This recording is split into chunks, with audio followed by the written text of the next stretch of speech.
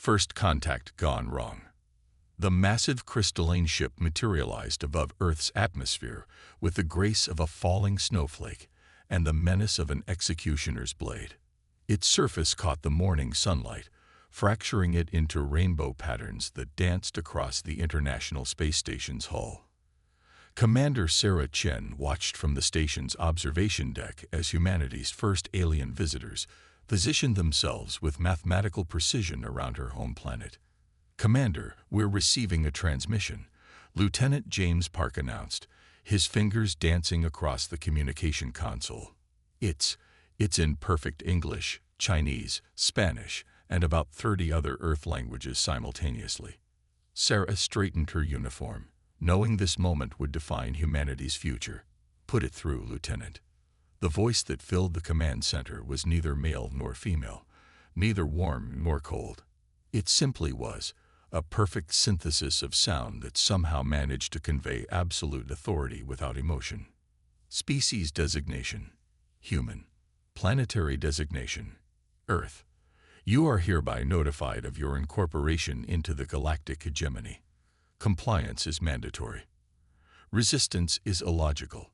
You have 72 of your hours to prepare for integration.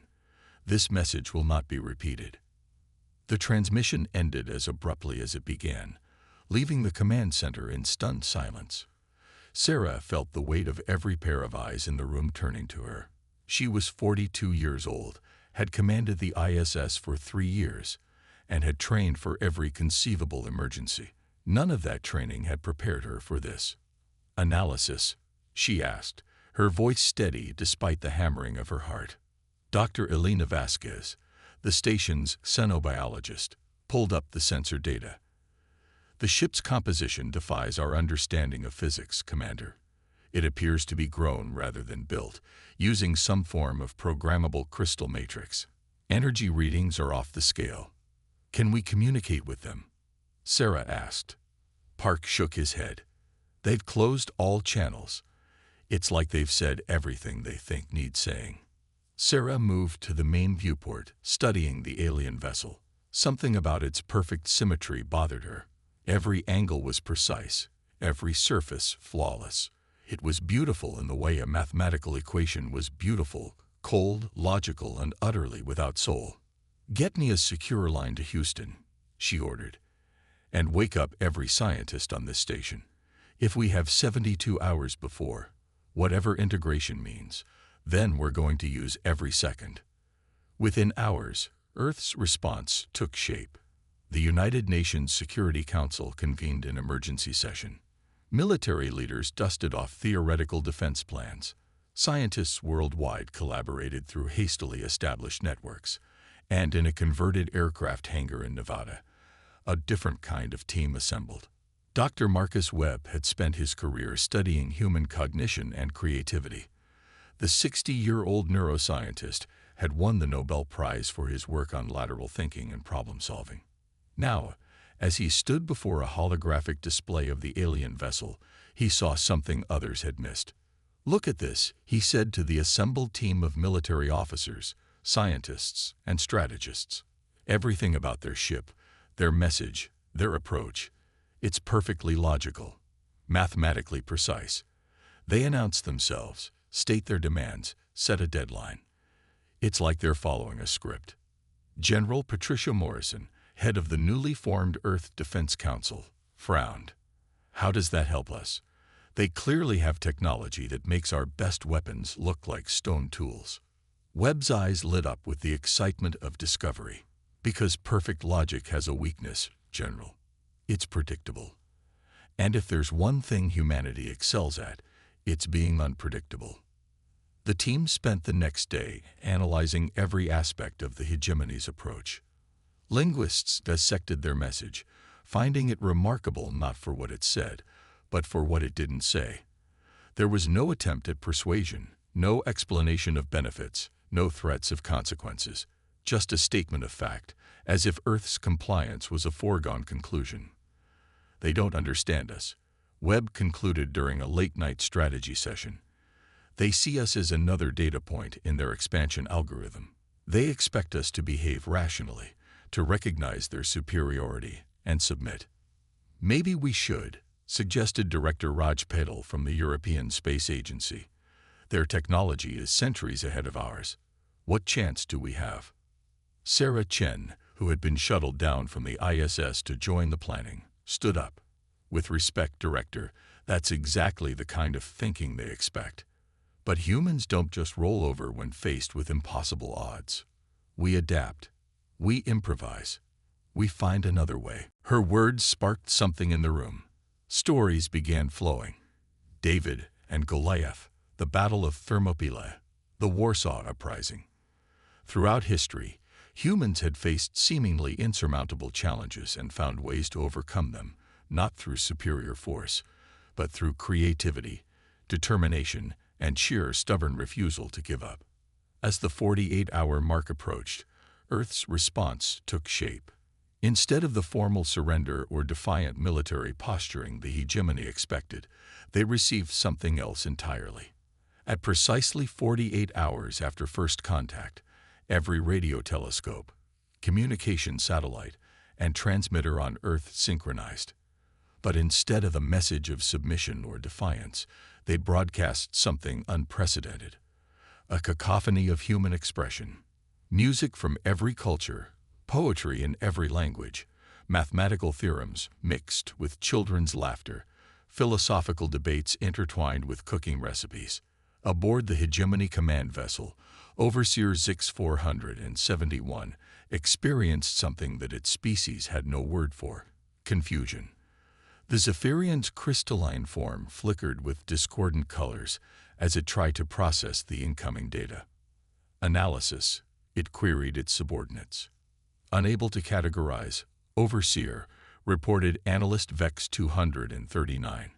The transmissions contain no coherent message. They appear to be random. Random is impossible, Zix 471 stated with absolute certainty. All actions have logical purpose, increase processing power, decode their true meaning. But there was no hidden meaning to decode. Earth had responded to the hegemony's ultimatum with pure, chaotic human expression. And in doing so, they had unwittingly discovered the first crack in their would-be conqueror's armor. As the hegemony's computers struggled to find patterns in chaos, Sarah Chen stood in the command center, watching the alien fleet's perfect formation begin to waver. Ships that had maintained exact distances now drifted slightly, their movements becoming less synchronized. "It's working," Webb said quietly beside her. "We're inside their decision loop. They can't process what doesn't fit their worldview." "This is just the beginning," Sarah replied, her mind already racing with possibilities. "If confusion is a weapon, then we're about to become the galaxy's most dangerous species." The 72-hour deadline came and went. The hegemony, for the first time in its 1,000-year history of expansion, hesitated. Their perfect plan had encountered something their logical minds couldn't compute: human irrationality elevated to an art form. In the depths of space, as Earth's chaotic symphony continued to broadcast across the cosmos, the galactic hegemony began to learn a lesson that would reshape the galaxy. Never underestimate a species that thrives on chaos, celebrates diversity, and faces extinction with a defiant grin. The war for humanity's freedom had begun, and Earth's greatest weapon wasn't advanced technology or superior numbers. It was the beautiful, unpredictable chaos of the human spirit itself. As the alien fleet struggled to respond to Earth's unprecedented defiance, Commander Sarah Chen gathered her team for the next phase. The hegemony expected logic, order, and submission. Instead, humanity would give them something they had never encountered in their eons of conquest: organized chaos, creative madness, and the indomitable will of a species that had survived ice ages, plagues, and its own destructive tendencies. "They want to integrate us into their perfect order," Sarah announced to her team. "But they're about to learn that humans don't integrate. We innovate. We disrupt. And most importantly, we never, ever give up." The room erupted in determined agreement. Outside, the alien fleet maintained its blockade, still trying to decipher humanity's response. They had no idea that Earth's real counteroffensive was just beginning, and it would be unlike anything the galaxy had ever seen. The art of chaos. The war room beneath Cheyenne Mountain had been transformed into humanity's nerve center for psychological warfare. Dr. Marcus Webb stood before a massive holographic display, surrounded by the most unconventional team ever assembled for planetary defense. Artists, philosophers, comedians, game designers, and chaos mathematicians worked alongside military strategists and scientists. Traditional warfare is suicide, Webb explained to the assembled group. The hegemony has energy weapons that could vaporize our cities, shields that make our nuclear arsenals obsolete, and faster than light travel. But they have one critical weakness. He gestured to the display, which showed brain scans and cognitive models of the 7 species comprising the hegemony. They think in straight lines. Every species in their alliance evolved in stable environments. They never faced extinction-level events, never had to adapt rapidly to chaos. Their brains are wired for order, pattern recognition, and linear progression. Captain Diego Ramirez, a Special Forces operative with a doctorate in xenopsychology, leaned forward. So we hit them where they can't defend, inside their own minds. Exactly, Webb confirmed. Operation Mindstorm launches in 6 hours. Across the globe, humanity's creative forces mobilized. In a repurposed television studio in Tokyo, director Yuki Tanaka worked with a team of visual artists to create what she called cognitive grenades, visual patterns designed to overload the hegemony's pattern recognition systems. The Vorthik process visual information in quantum states, she explained to her team. They see all possible outcomes simultaneously, so we give them paradoxes, images that have no possible resolution. Her team crafted impossible geometries, Escher-like constructions that defied physics, and color combinations that shifted meaning depending on the viewer's perspective. Each creation was a small bomb designed to detonate in an alien mind. In Sao Paulo, musician Carlos Rodriguez composed what he termed anti-symphonies, musical pieces that followed mathematical progressions only to shatter them at crucial moments. The melodian members of the hegemony, who communicated through harmonic frequencies, would find these compositions particularly disturbing. Music is math, Rodriguez explained to his orchestra. But human music is math with soul, with deliberate imperfection. We're going to show them what happens when the equation doesn't balance. The first phase of Mindstorm began with subtlety. Earth's transmissions to the hegemony fleet started normally. Diplomatic messages, technical data, standard communications. But embedded within were carefully crafted anomalies. A treaty proposal would contain a paragraph that contradicted itself. Technical specifications would include measurements in units that didn't exist. Historical documents would reference events that never happened, but with such convincing detail that the hegemony's fact-checking algorithms began to question their own databases. Aboard the hegemony command vessel, Overseer Zix 471 convened an emergency council. The 7 species representatives gathered in the central logic chamber.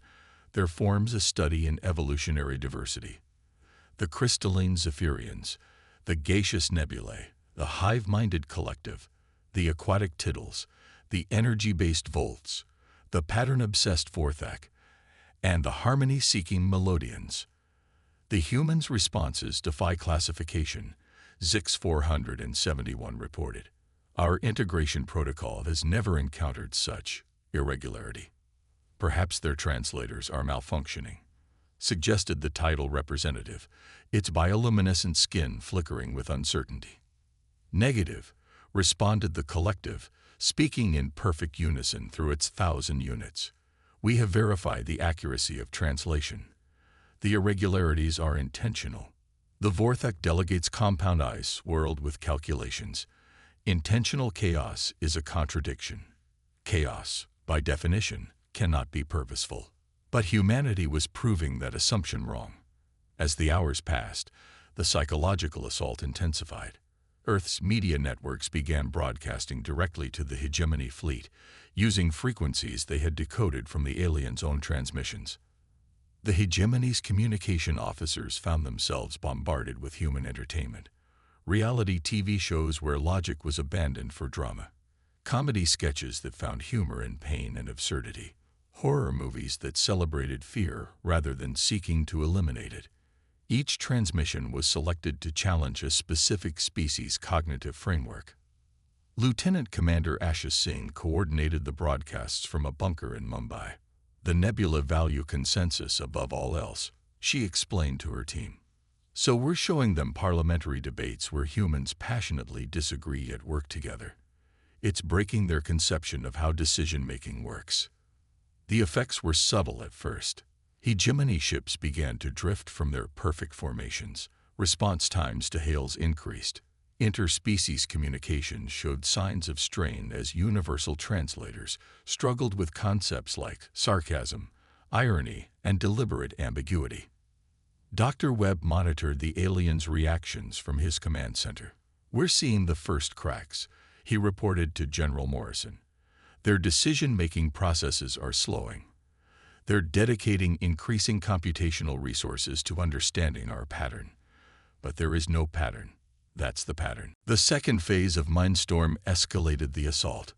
Human hackers, working with algorithms that embrace chaos theory, began probing the hegemony's networks. They didn't try to break in through brute force. Instead, they confused the security systems with requests that seemed logical but led nowhere. Authentication challenges were answered with poetry. Security protocols were fed philosophical paradoxes. Firewall systems designed to repel intrusions found themselves debating the nature of identity with programs that questioned whether they truly existed. In New York, street artist Maya Chen created her masterpiece, a mural that covered an entire city block. When photographed and transmitted to the hegemony, the image appeared to shift and change depending on the viewing angle, the time of day, and the emotional state of the observer. The Vorthek analyst assigned to decode it suffered what could only be described as a nervous breakdown. "Art is humanity's rebellion against order," Maya explained to a documentary crew. "We don't just see the world. We interpret it, we change it, we make it ours. That's what terrifies them." The hegemony's response was telling. Instead of the swift, decisive action that had characterized their previous conquests, they hesitated. Committee meetings multiplied. Analytical resources were diverted from military planning to cultural interpretation. The perfect war machine began to sputter. Captain Ramirez led a covert operation that took advantage of this confusion. Using stealth technology adapted from captured hegemony probes, his team infiltrated the alien communication network. But instead of gathering intelligence or sabotaging systems, they did something far more insidious. They participated in conversations. The hegemony expects enemies to hide or attack, Ramirez explained to his team. They don't expect them to join their chat rooms and post memes. Human agents, posing as hegemony personnel, began introducing Earth concepts into alien discussions. They shared jokes that required cultural context to understand. They proposed solutions to problems that worked perfectly in theory, but failed spectacularly in practice. They asked innocent questions that led to hours of fruitless debate. Slowly, inexorably, human chaos infected the hegemony's ordered existence. Doubt crept into their calculations. Their models, which had successfully predicted the behavior of 100 conquered species, failed repeatedly when applied to humanity. The Melodian faction was the first to show signs of significant strain, exposed to human music, from classical symphonies to death metal, from jazz improvisation to electronic dance music. They began to question their own harmonic perfection. Human music contains intentional dissonance. The Melodian ambassador reported with what could only be described as scandalized fascination. They create tension not to resolve it, but to explore it. This should not be pleasing. Yet, the sentence went unfinished, a discordant note in itself.